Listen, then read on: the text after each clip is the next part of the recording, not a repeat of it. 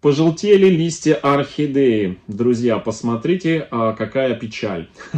Всем привет.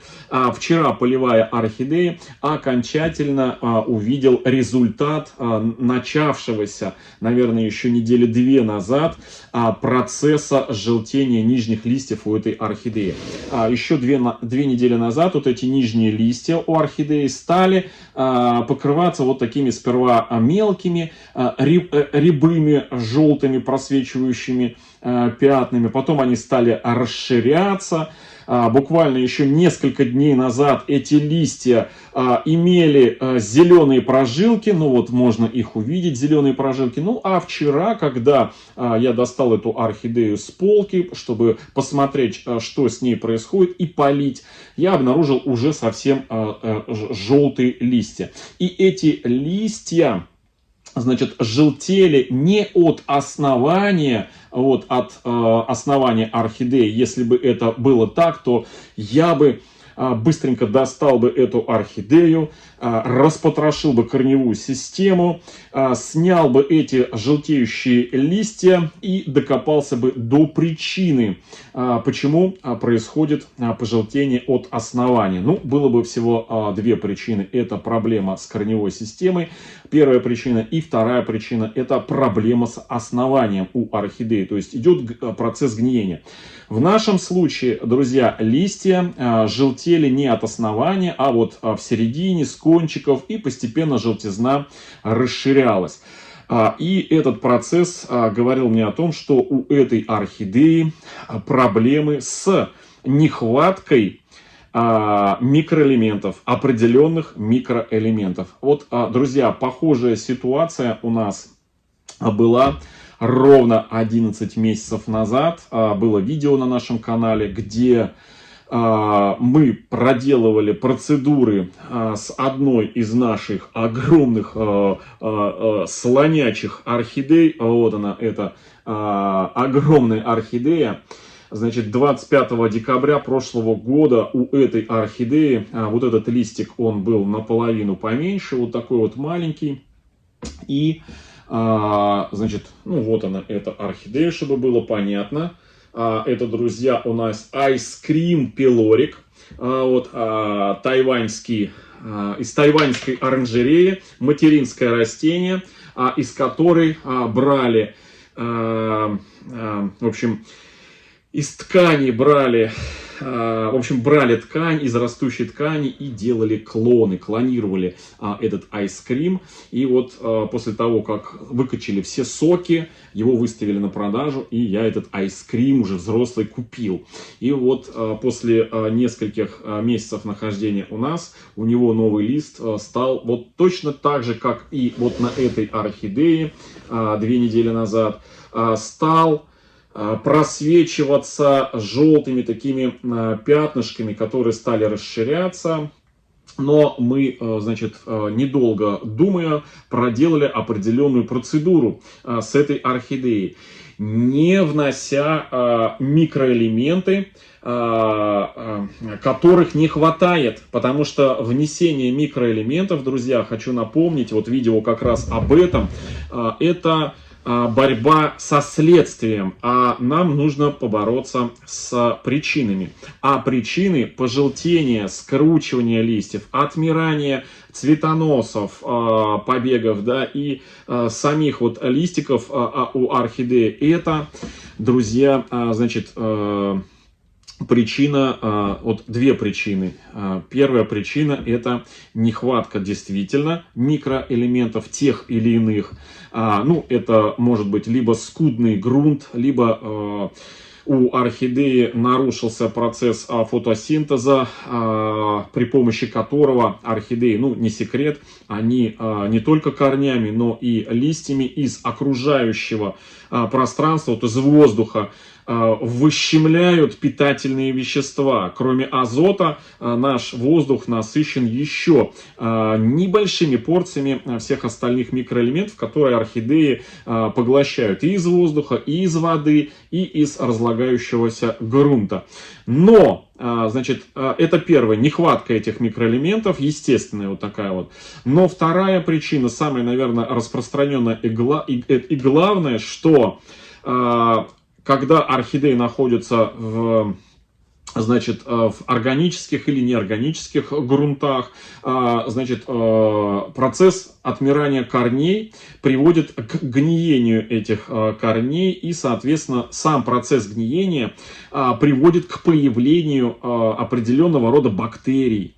И вот эти бактерии, которые заводятся в гнилостных процессах, в результате своей деятельности могут нарушать усвоение орхидеями тех или иных микроэлементов.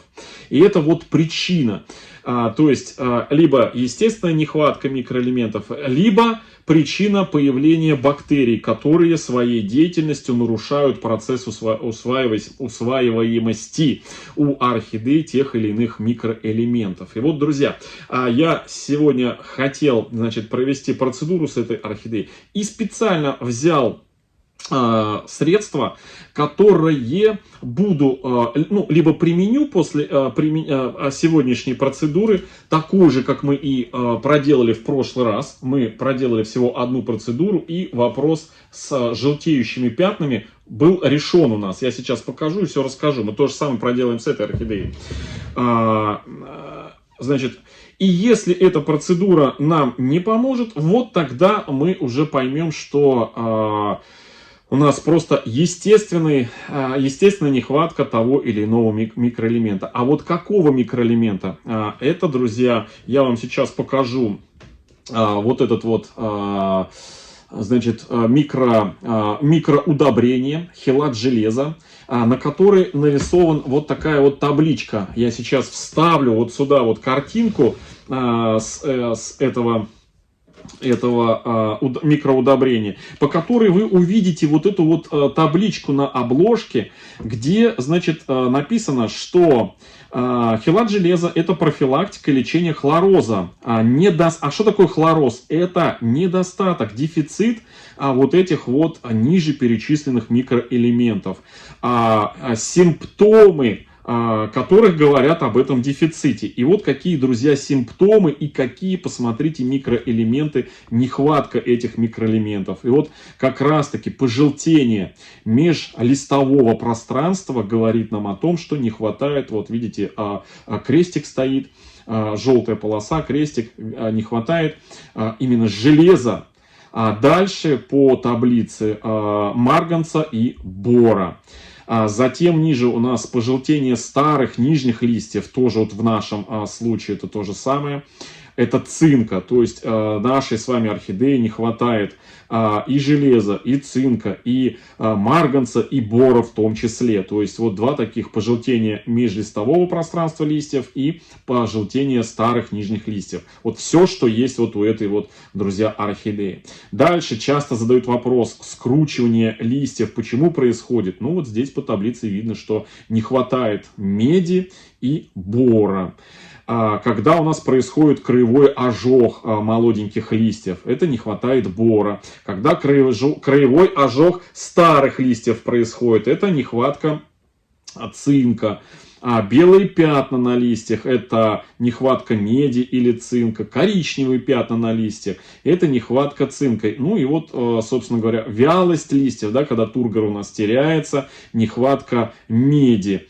Деформация побегов — тоже нехватка меди. В общем, деформация цветов, завязей и плодов — это не обязательно, что присутствуют на орхидее трипсы либо какие-то сокососущие насекомые. Это может говорить о том, что растению не хватает именно бора. И вот деформация молоденьких листьев, тоже есть такая болячка, нередко фотографии всплывают у нас в группе в Архамании ВКонтакте. Это говорит о том, что молоденьких листьев деформация, нехватка, значит, цинка и бора в том числе. И вот, друзья, 11 месяцев назад вот с точно такой же проблемой, но только на молодом листике, мы, значит, справились вот у этой орхидеи. Вот такая вот она у нас мощная. Это Ice Cream. Еще раз повторюсь, Ice Cream. Прет вот такой вот еще один цветонос. Те, кто помнит и смотрит наш канал, постоянно те помнят огромный метровый вот такой вот цветоносище вот у этой орхидеи, который здесь вот свисал несколько месяцев подряд, радовал своим цветением. Такие нежно-желтые цветы у орхидеи с защипами на боках. Это бабочка, да, бабочка. Вот. И вот у нее на молоденьком листике, вот он уже в 2 раза вырос, такой, корни у нас наросли за это время у орхидеи. 2-й раз она уже у нас цветет, толстым, как вы видите, цветоносом. И вот мы эту орхидею разово обработали вот этим вот средством. Привикур Energy. Да, друзья, это, еще раз хочу... Значит, фунгицид. Фунгицид, который подавляет достаточно большое количество, у него есть, значит, таких вещества, действующие вещества, вот дословно хочу прочитать вам, чтобы было понятно. Пропамскарб и фосетил. То есть 2 средства, которые прекрасно справляются с различными бактериальными и грибковыми проблемами. Теми самыми, которые, в результате которых и орхидея может подхватить этот самый хлороз. И вот мы разово вот эту орхидею обработали вот этим Привикур Energy. И у нас через какое-то время листик стал приходить в порядок. Вот и сегодня я хочу обработать эту орхидеечку нашу Привикур Energy. Вот. Значит, 1,5 грамма я сейчас возьму. Как раз орхидею я вчера не поливал, оставил ее. 1,5 миллилитра, точнее, я возьму сейчас этого средства. Вот у меня Привикур. Здесь у меня он перелит. 1,5 миллилитра на литр. И замочу эту орхидею, корни. Так, ну вот 1,5 миллилитра. 1,5 миллилитра.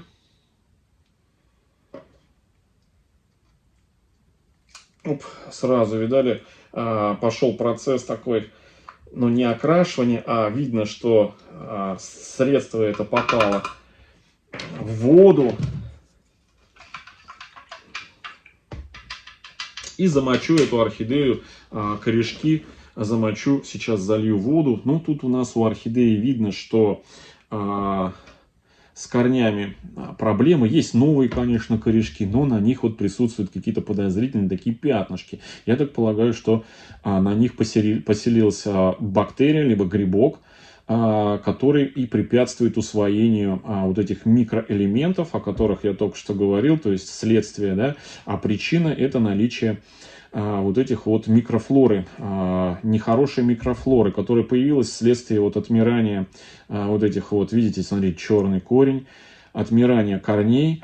В чем причина отмирания? Здесь уже, наверное, друзья, предстоит нам сделать выводы после следующей части, которая будет после того, как я замочу на минут 30, наверное, я оставлю эту орхидею.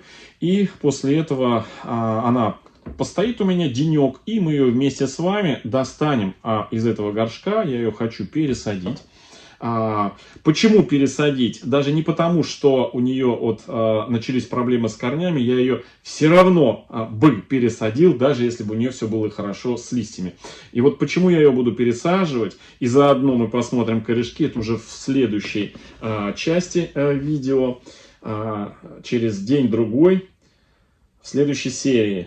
Вот. А пока что я замачиваю прямо вот под завязку, под основание. Прям под основание залил привикуром. вот этим вот средством Привикур Energy.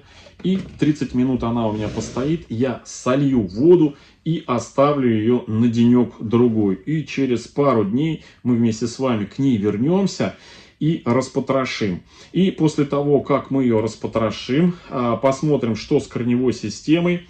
Примем решение пересадить ее сразу, либо оставить пока с открытыми корнями, несмотря на то, что она активно наращивает вот старый цветоносик у нее, почечка раскуклилась, плюс она новый цветонос, видите, тянет. Несмотря на это, мы все равно ее распотрошим ей корневую систему, посмотрим и сделаем выводы, пересаживать нам ее сразу или нет. И уже после того, как пройдет неделя, наверное, 2, посмотрим на динамику вот этих вот листьев молоденьких, на которых сейчас есть пятна вот эти вот. Если эти пятна будут расширяться, то тогда мы начнем вносить вот эти вот микроэлементы. Если пятна остановятся, либо начнут исчезать, то тогда ничего не будем предпринимать, как в случае и вот с этой вот орхидеей, процедуры с которой мы проделывали 11 месяцев назад. И она себя прекрасно чувствует, растет как, я не знаю, как на дрожжах, друзья. Вот такая вот красотка. Вот, надеюсь, и с этой. Это, кстати, орхидея малинка. Это бабочка, да. Куплена была из частной коллекции, но тоже со своими нюансами. Есть видео, где мы ее пересаживали, потрошили, распаковку делали. Ну, а вот сегодня вот такая вот беда с орхидеей. В общем, друзья, всем хорошего настроения, всем добра, здоровья, до встречи в следующем видео. И не забывайте, проходите по ссылочке, подписывайтесь на наш одноименный канал на Дзене, где выходит по 2 видео в день про уход за орхидеями. Всем пока!